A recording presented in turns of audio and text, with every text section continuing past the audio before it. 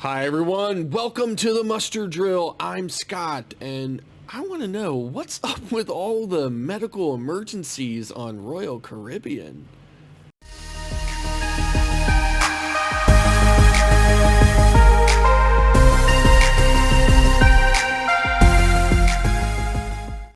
Hi everyone, welcome back. So before I get started today, I just wanted to apologize for my lack of uploads lately. Life is happening, it is what it is, and hopefully you enjoyed the Carnival Horizon ship tour.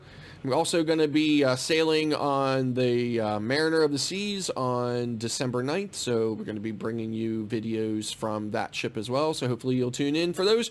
Alright, so let's get started with today's video. So, I asked a question at the opening, what's up with all these medical emergencies on Royal Caribbean? So last week, the Anthem of the Seas contacted the U.S. Coast Guard in Elizabeth City, North Carolina, to request a medical evacuation of an onboard passenger who had internal bleeding. So the Coast Guard dispatched a Jayhawk helicopter out to the ship, and this woman and her husband were hoisted up off the ship and taken to a Wilmington, North Carolina hospital where the woman received treatment. There wasn't really any specific details about it. There wasn't a whole lot of information about what went on for obvious reasons. You know, it's kind of her privacy, but in any event, the story kind of sounded a little familiar to me. So I did a little bit of digging, and turns out now, I mean, I'm sure if you go to YouTube, okay, and you Google cruise ship airlifts and stuff, you'll probably find a whole bunch of videos over the years.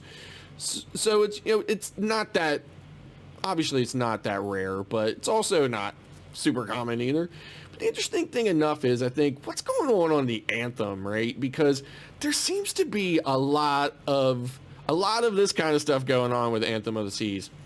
So in any event, so I did a little bit of digging. So it turns out in November of 2019, the U.S. Coast Guard, also from Elizabeth City, North Carolina, this was kind of a similar situation. So they were dispatched to the Anthem of the Seas again, and in this time it was kind of like a flip-flop. So this time there was a man on board, and he had internal bleeding, and so this time the ship, the helicopter that came out there, it airlifted the man, his wife, and a ship's doctor as well, and flew him to Greenville, North Carolina, for treatment or whatever. So I thought, okay, kind of situation, like within a couple of years, two people on board, both internal bleeding, kind of interesting.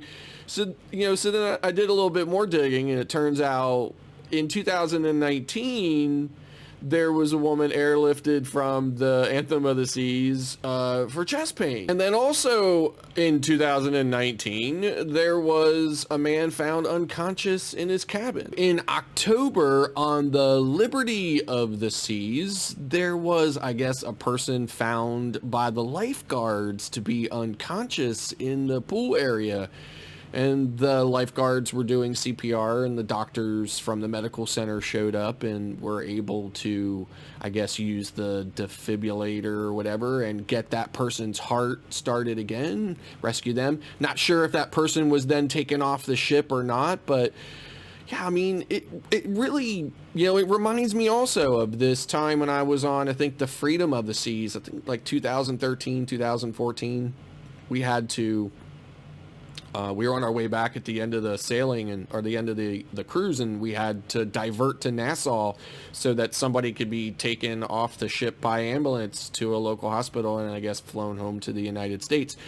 I think the weather was too bad that day or whatever, and they couldn't be airlifted, or maybe they just didn't need to be airlifted and it was convenient enough for us to divert to Nassau that day. Of course, none of us could get off the ship in Nassau, but we were just there long enough to get that person off the ship and get out of there. But it's, again, a lot of us don't want to think about the medical center or medical needs when we're on vacation, but really think it's awesome that the cruise lines have invested that much in, you know, an onboard medical center, and that they have these, you know, onboard doctors and nurses who are able to, you know, help us out when we're in that kind of situation. And I think it's awesome that they do that.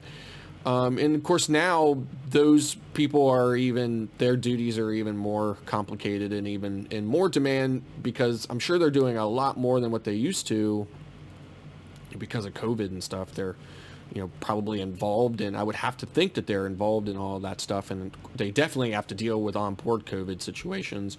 So they have to, you know, do all the isolation and determination and all that kind of stuff. So yeah, so I mean, like, I really think that those people are unsung heroes. I mean, we don't think about them. We don't want to think about them while we're on the ship having a great time and stuff. But, you know, at the same time, it's awesome to know that if we did need them, that they're there. So yeah, I just wanted to, you know, I wanted to mention, you know, I wanted to applaud those people. You know, didn't want this all to be about, you know, doom and gloom and stuff. I just really wanted to applaud those people, and I think it's great that that option is there for us when we're on board, and that we're not just kind of stuck. So yeah, so I think that's going to do it for today's video. Thank you very much for tuning in. And if you like this video, don't forget to click that like button. And then don't forget to hit the subscribe button. It won't cost you anything. You click it once and you're done. It'll really help us out a lot. Thank you very much to all those who have subscribed lately. We really appreciate your support. And then don't forget to click that notification bell so that you know every time we upload a new video. Thanks again for watching, and we'll see you next time.